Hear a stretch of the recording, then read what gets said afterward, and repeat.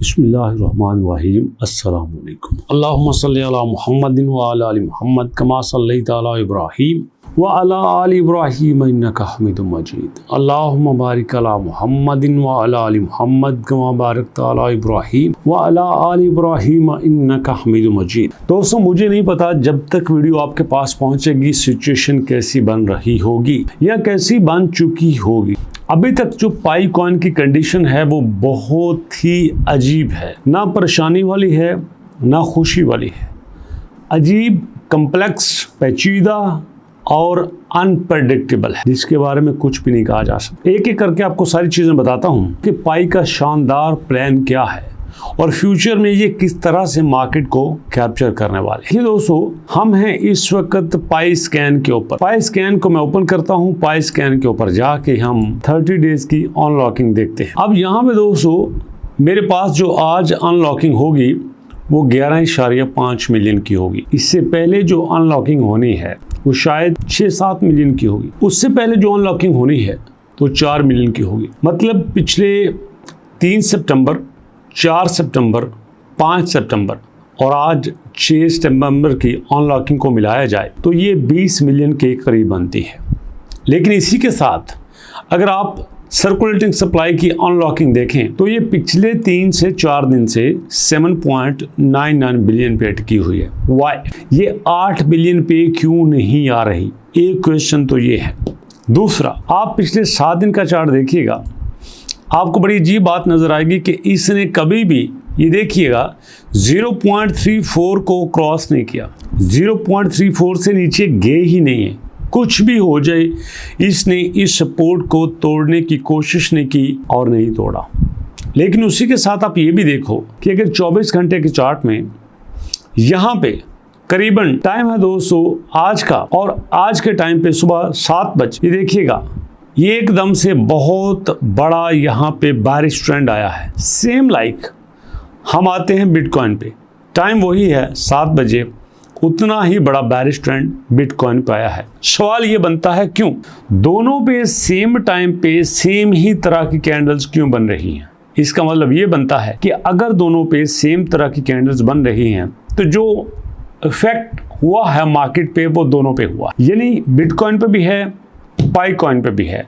और इसी के साथ अगर दोस्तों आप आओ, हम रैंकिंग में जाते हैं। रैंकिंग में जाने के बाद आप यहीं से ओपन कर लो एग्जाम्पल के तौर पर इथेरियम को, आप यहीं से ओपन कर लो एग्जाम्पल के तौर पर BNB को, और इन्हीं को ओपन करके अगर आप इनका चार्ट देखो और इन्हीं के चार्ट में अगर आपको नजर आए कि 7 बजे जो कैंडल्स बिटकॉइन की बनी है, जो कैंडल्स पाई कॉइन की बनी है, अगर वही कैंडल BNB की बनती है और इथेरियम की बनती है तो इसका मतलब ये है कि आने वाले दौर में कोई ज़्यादा परेशानी की बात नहीं है। जी हाँ, आने वाले दौर में ज़्यादा परेशानी की बात क्यों नहीं है? क्योंकि हर जगह पे ऐसे ही कैंडल बन रही है। ये देखिए, इस वक्त इथेरियम मेरे सामने है, सेम कैंडल है। इस वक्त BNB मेरे सामने है, चार्ट डाउनलोड हो रहा है। यहाँ पे आप देख सकते हैं कि वही कैंडल बन रही है कि नहीं बन रही। मैंने पहले ओपन नहीं किया, आपके सामने ओपन कर रहा हूँ, खुद देख लेना। तो यहाँ पे आपके सामने कैंडल्स ओपन होती है। जी हाँ, 7 बजे की उसी तरह की कैंडल बनी है। तो इसका मतलब ये है कि अगर पाई डाउन जा रहा है तो ये क्रिप्टो की ओवरऑल मार्केट की वजह से जा रहा है, अपने कारण की वजह से नहीं जा रहा। इसके अपने जो कारण हैं वो बहुत अच्छे हैं, क्योंकि मैंने मार्केट में कुछ चीज़ें देखी हैं जो आपके साथ शेयर करता हूं। यहाँ पे है कि जनाब पाई के प्रोटोकॉल का, पाई की मार्केट के ऊपर क्या ट्रेंड है। अभी जो पाई को 2-3 चीज़ें नहीं मिली हैं, 2-3 चीज़ों ने पाई के बारे में कुछ अच्छी चीज़ें मार्केट में फैलाई हैं। वो है बायोमेट्रिक ऑथेंटिकेशन। बायोमेट्रिक को ऑटोमेट करने वाले हैं, थर्ड पार्टी से इसको ऑटोमेट करने वाले हैं। मैनुअली कम हो जाएगा, थर्ड पार्टी ऑटोमेटिक हो जाएगा। लाइनक्स नोड सपोर्ट, लाइनक्स के जो नोड्स हैं वो पाई के लिए काम करेंगे। इस तरह से पाई ओपन सोर्स होगा। डेवलपर पाई में अपनी एप्लीकेशंस बनाएंगे, अपने सॉफ्टवेयर बनाएंगे और अपने वेबसाइट्स बनाएंगे। डिसेंट्रलाइज KYC अथॉरिटी, यहाँ पे जो पाई है अपने आप को डिसेंट्रलाइजेशन की तरफ लेके जाएगा। लाइनक्स उसमें से एक है, ये बात तो होगी। अब नेक्स्ट जो बताने वाला हूँ, अब जो टेक्निकल इंडिकेटर्स हैं, RSI है, MFI है और हमारे पास सपोर्ट एंड रेजिस्टेंस जो लेवल है, ये सारी चीज़ें बता रही हैं कि पाई कुछ भी कर सकता है।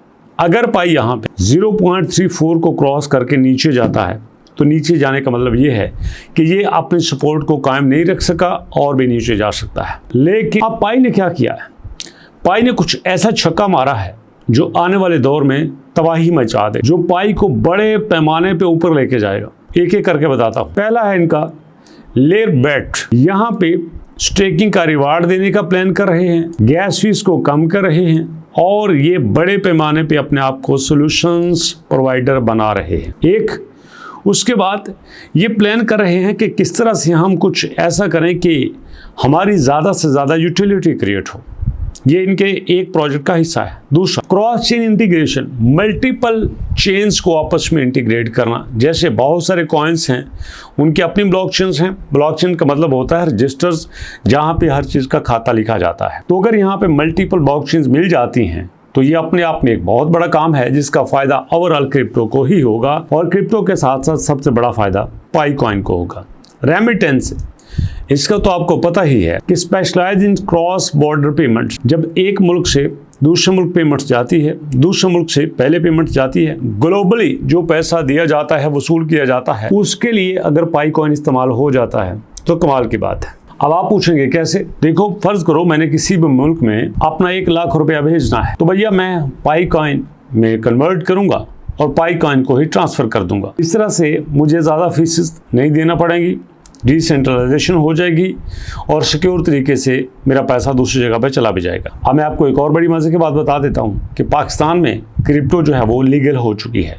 नहीं, आप इसको ऐसे भी कह सकते हैं कि पाकिस्तान में क्रिप्टो को लीगल किया जा चुका है। और अगर ये इस पैमाने पे हो सकता है, इसका मतलब ये है कि जो भी चीज़ें क्रिप्टो से रिलेटेड होंगी आने वाले वक्त में वो लागू होंगी। जी हाँ, ये मैं बहुत देर पहले कह दिया था, अभी तो आगाज है, अभी आगे देखिएगा कि जनाब अली अभी सुन लीजिएगा, क्रिप्टो आपके सिलेबस में शामिल होगी। क्रिप्टो को आपके सिलेबस में शामिल किया जाएगा। जिस तरह math, physics, computer, biology, chemistry आप पढ़ते हो, इसी तरह क्रिप्टो को भी आप पढ़ोगे। बिल्कुल इसी तरह सोशल मीडिया को भी आप पढ़ोगे। आप ई कॉमर्स तो पढ़ ही रहे हैं।